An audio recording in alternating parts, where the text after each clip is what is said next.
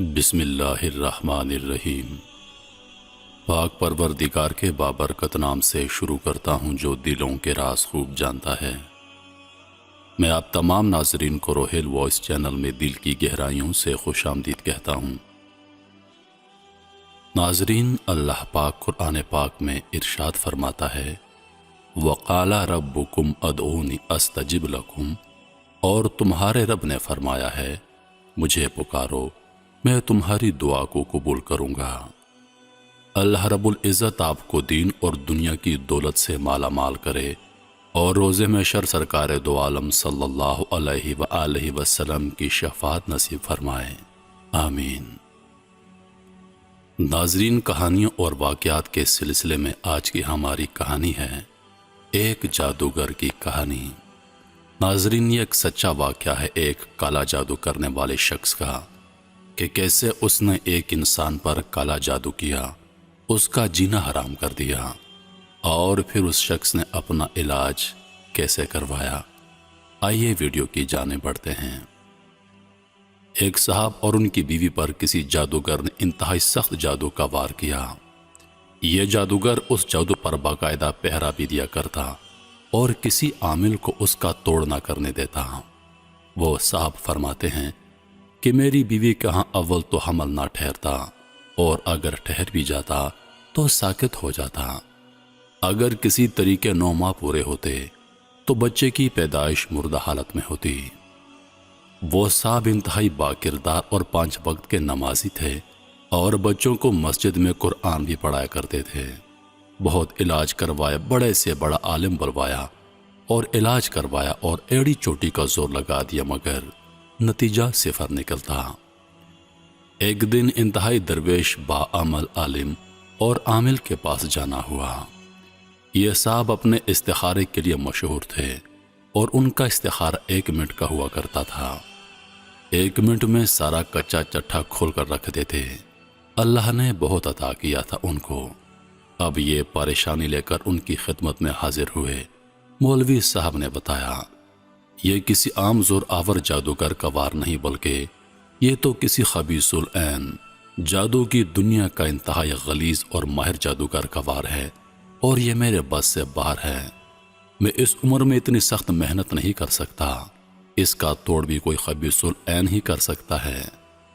وہ صاحب چونکہ مجبور تھے اس لیے پوچھنے لگے کچھ تو حل ہوگا صاحب۔ مولوی صاحب فرمانے لگے سندھ کے فلاں علاقے فلاں جگہ پر ایک گاؤں کے باہر اسی خبیث العین نے ان دنوں ڈیرا لگایا ہوا ہے، تم فوراً ان کے پاس چلا جا۔ اب کیا ہوتا ہے، وہ صاحب فوراً سندھ روانہ ہو گئے اور جیسے ہی اس گاؤں کے باہر پہنچے تو دور سے ایک آگ کا دہکتا الاؤ لگا ہوا دکھائی دیا۔ انہوں نے بزرگوں کی بتائی ہوئی نشانی دیکھ کر اس کی طرف بڑھنا شروع کر دیا۔ دور سے دیکھتے ہی ایک آدمی آگ کے پاس بیٹھا ہوا ہے اور ارد گرد اس کے ماننے والوں کا جمگھٹا ہے۔ ابھی 1 ایکڑ دور تھے کہ وہ شخص اچھل کر کھڑا ہو گیا اور زور زور سے چلانے لگا وہ دیکھو آ گیا جادو کا ڈسا، وہ آ گیا قرآن پڑھانے والا۔ یہ اس کے پاس پہنچے اور اپنا مقصد بتایا۔ اب خبیث العین خوشی سے پاگلوں کی طرح ناچنے لگا اور بولا جاؤ فلاں کے پاس، جاؤ جاؤ فلاں کے پاس، یہ گرا جو لگی ہے کھلواؤ اپنے مولویوں سے۔ غرض اس نے مولوی صاحبان کے ساتھ ساتھ ان صاحب کو بھی برا بھلا کہا اور بڑے بڑے خدائی کے دعوے کیے اور جادو توڑنے سے صاف انکار کر دیا۔ وہ صاحب واپس آئے اور اپنے رب کو پکارا، یا اللہ، یہ بھی تو مخلوق ہے، تو چاہے تو کیا نہیں ہو سکتا۔ یہ ظالم مجھ پر غالب آ گیا ہے اور ظلم کرنے سے باز نہیں آ رہا، اور رو رو کر اللہ کی حضور التجائیں کی۔ رات کو سوئے ہوئے تھے کہ خواب دیکھا۔ اچانک ان کے ذہن میں اللہ پاک نے ایک بات ڈال دی کہ جادو کا توڑ تو آقا صلی اللہ علیہ وآلہ وسلم نے موزے 3 سے کیا تھا، اور جادو بھی انتہائی سخت بلکہ آخری درجے کا تھا۔ جب آقا کریم صلی اللہ علیہ وآلہ وسلم نے موزے 3 سے یہ جادو توڑا تو میں بھی موزے 3 ہی پڑھتا ہوں۔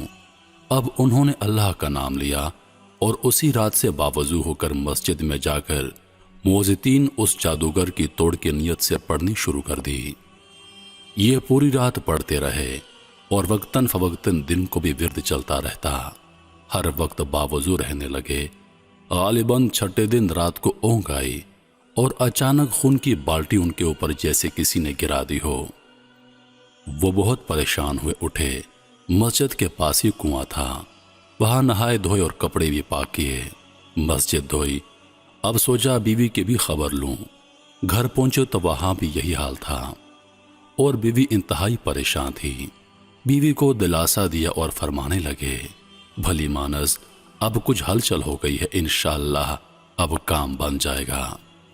एक नए वलवले से उसी रात से फिर दोबारा मस्जिद में अमल शुरू कर दिया। 9वें दिन फिर वही हुआ। ऊँघ आई और दोनों मियाँ बीवी पर खून की बाल्टी गिरा दी गई। उन्होंने हिम्मत ना हारी और पढ़ना जारी रखा।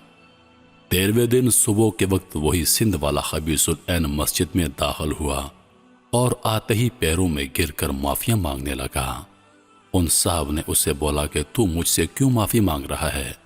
कहने लगा, अल्लाह के वास्ते मुझे माफ कर दीजिए, फिर बताऊंगा। उन्होंने उसको माफ कर दिया। जब वजह पूछी, कहने लगा, आप मियाँ बीवी पर जादू मैंने किया था।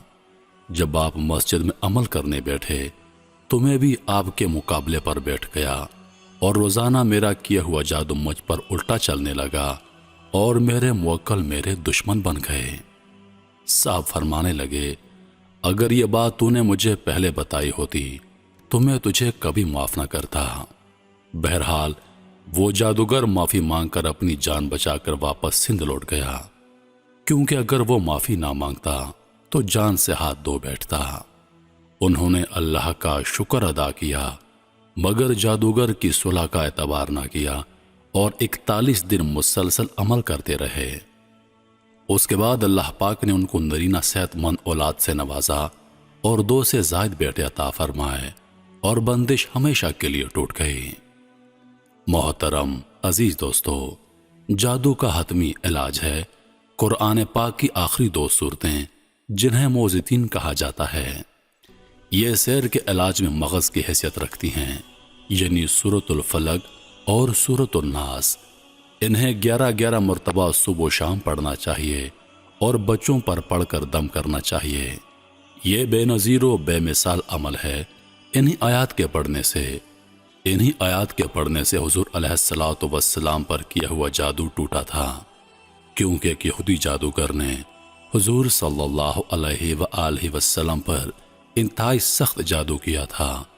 तो अल्लाह पाक ने जिब्रील अमीन अलैहिस्सलाम के ज़रिए मोज़ितीन सूरतें नाज़िल फरमाई और फरमाया कि इनकी तिलावत कीजिए, इनका विर्द कीजिए।